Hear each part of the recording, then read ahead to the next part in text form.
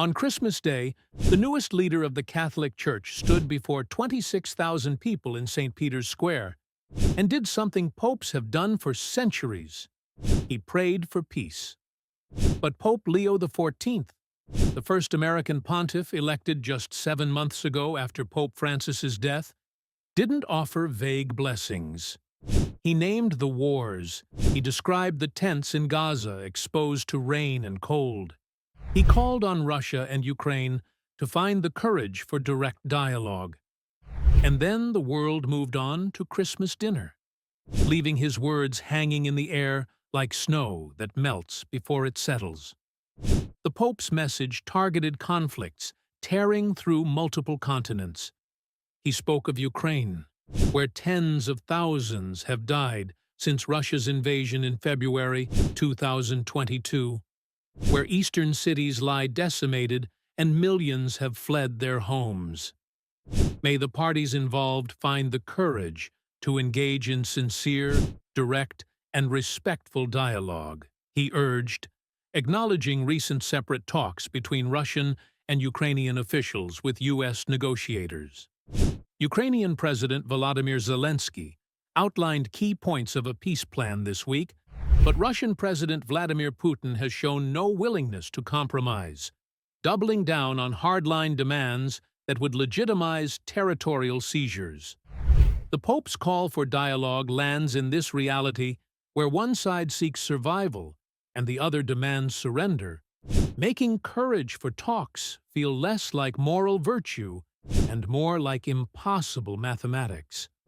Then Leo turned to Gaza, where the fragile ceasefire has left hundreds of thousands living in temporary shelters through winter.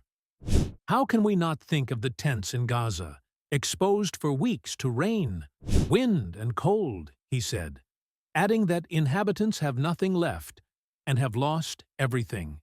The UN estimates 1.3 million people currently need shelter assistance, with increasing risk of hypothermia as temperatures drop. Elias Al-Jalda, a Palestinian Christian attending Christmas Mass at Gaza's only Roman Catholic church, told reporters he hopes this year will mark the beginning of a new phase defined by a complete end to the war and the return of life. His hope represents millions who've survived bombardment only to face winter without adequate protection, where ceasefire means absence of bombs but not presence of safety. In Bethlehem, the Christian community celebrated its first festive Christmas in over 2 years as the occupied West Bank city emerges from Gaza's shadow. Hundreds gathered for Mass at the Church of the Nativity, while families took photographs in front of nativity scenes. 17-year-old Milagros Anstas said today is full of joy because we haven't been able to celebrate because of the war. In Damascus, Christmas lights illuminated the old city despite Christian community fears. These celebrations carried double meaning, marking both religious tradition and survival itself when communities wondered if they'd live to see another Christmas.